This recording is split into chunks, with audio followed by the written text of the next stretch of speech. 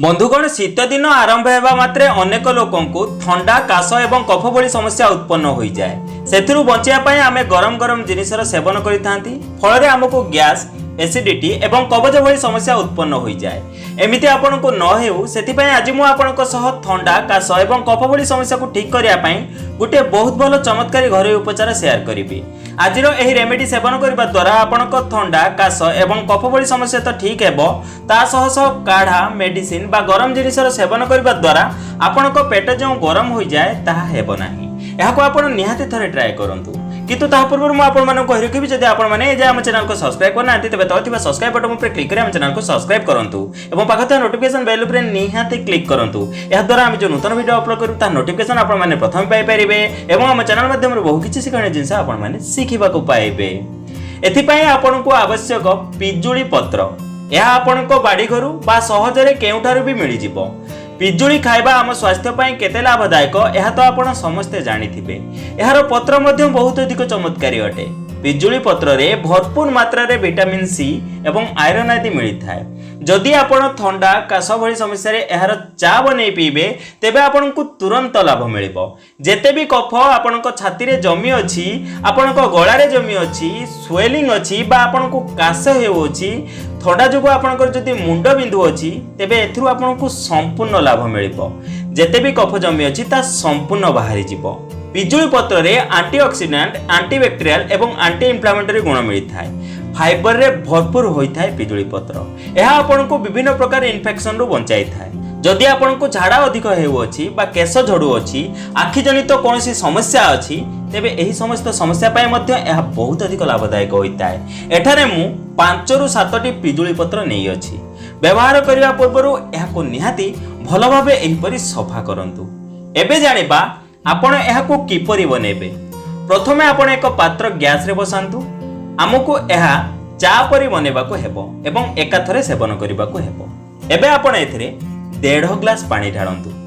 एबे आपण एही पानी को गरम हेबा पई छाडी दियंतु। पानी गरम होई गला परे पूर्वरु धोई रखिथिबा पिजुली पत्र को आपण एथिरे पकांतु।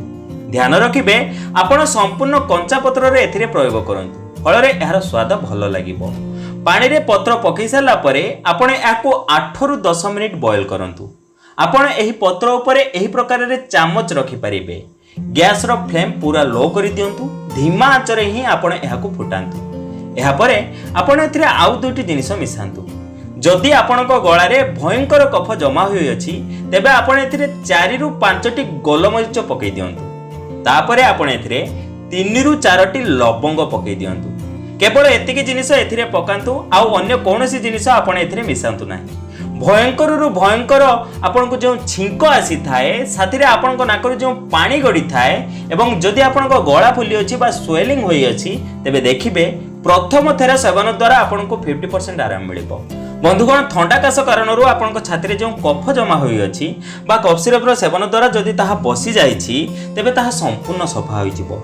आपण एहाकु 3 दिन कंटिन्यू दिन को 2 थर सेवन करंतु। जदि आपनको थंडा एबे ही आरंभ होईछि तेबे एहार केवल 2 रु 3 थर सेवन द्वारा आपण संपूर्ण ठीक होई जिवे। आपण एहाकु निहाती ट्राई करी देखंतु। एहाकु आपण सेत पर्यंत फुटांतु जेते पर्यंत पानी फुटी फुटी अधा न होई जिवो। देखंतु एही पानी रो रंग एबे बदली जाईछि। एबे एहा बनी प्रस्तुत। आपण गैस बंद करि दियंतु।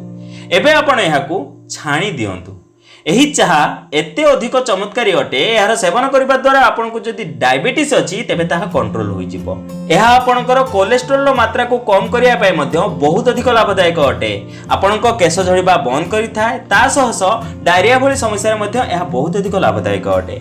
आपण एहाको गरम गरम छाणी नियंतु एवं एहार स्वाद बढ़िया पय आपण एथिरे अल्प लेंबू रस मिसई परिबे। जदि आपण एहाको मीठा करिया पय चाहुचंती तेबे अल्प महू एथिरे मिसई दियंतु। एबे जानि नियंतु आपण एहार सेवन किपरि करिवे। आपण एहाकु दिन रे 2 थर सेवन करि परिबे। दिन को थरे अधिक मात्रा रे बनै आपण एहाकु रखि दियंतु। जेबे आपण एहार सेवन करिवे तेबे आउ थरे गरम करी सेवन करंतु।